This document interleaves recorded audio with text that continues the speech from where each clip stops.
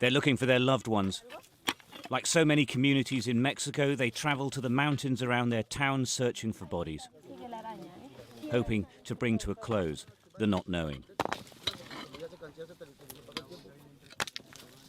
Over 27,000 have disappeared, killed by drug cartel soldiers, corrupt police and the military.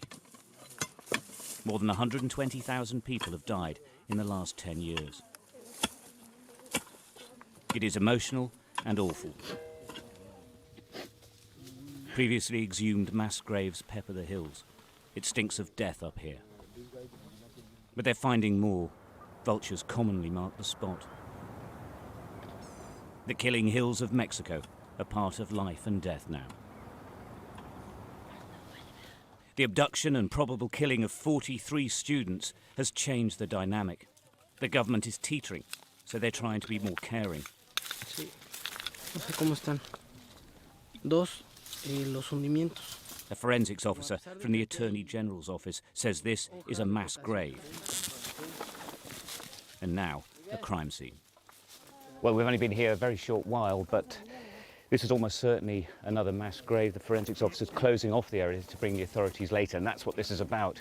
The families come up, dig around. If they can find anything, then the authorities are informed and they come and do the excavation themselves. So as I say, we've only been here a very short while, and there's at least 2 more of these mass graves they think have been found.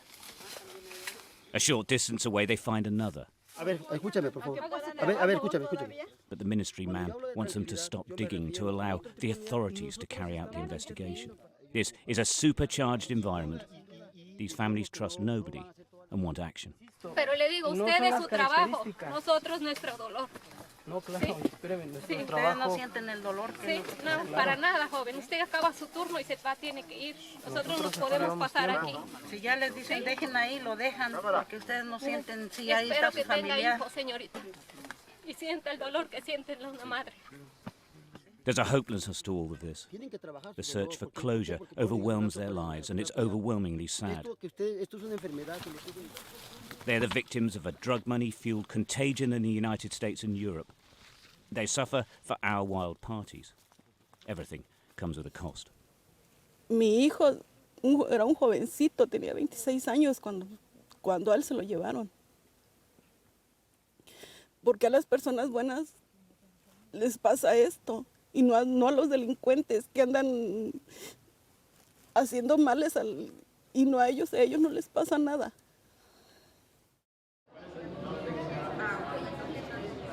In the bowels of a church, they take DNA samples of families who flock here to register, hoping to find their missing relatives. Everyone in this room has lost a family member. This DNA testing program has only been going a few days. What's interesting is that already 170 families have come forward to say that they have missing relatives. That number equates to between 400 and 500 people who are missing. And this is just a tiny area. Statewide, it'll run into many, many thousands. A Durham University grant is making this possible. And such is the level of distrust that the government needs an NGO to oversee the testing process. The people are starting to speak up. The people are starting to lose the fear of facing the government and telling them what they're not doing right and what we want them to do. The stories of the disappeared are all different. Susan is the wife of a senior police officer. He disappeared after a meeting with a cartel lieutenant. He was told his entire extended family would die if he failed to turn up. She and he knew they would never see each other again.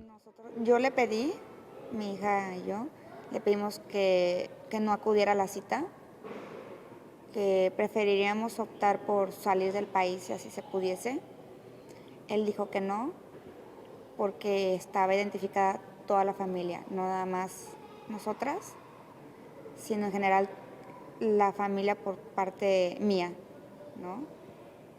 Hermanos, madre, y que él preferiría dar su vida a cambio de mi familia. Él consideraba que era él el que debe despedirse, ¿no?, de la familia. Solamente pidió la bendición, se la dimos todos, a pesar de que le seguimos rogando. Se la dimos, le dijimos, estás a punto de arrepentirte antes de salir de la ciudad. No fue así.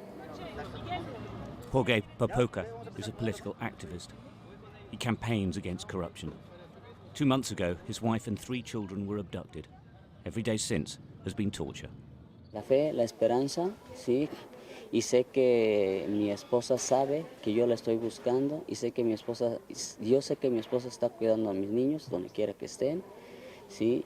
Y créeme lo que hay mucha fe, tenemos mucha fuerza, seguimos adelante y el dolor de esta familia, también de todas las que están aquí, nos hace también seguir adelante y ayudándolos también. This is the reality of Mexico today. A narco state where the rule of law has been subsumed by the rule of drug money. A billions of pounds industry that cares absolutely nothing for its victims, whoever they may be. Stuart Ramsay, Sky News, Mexico.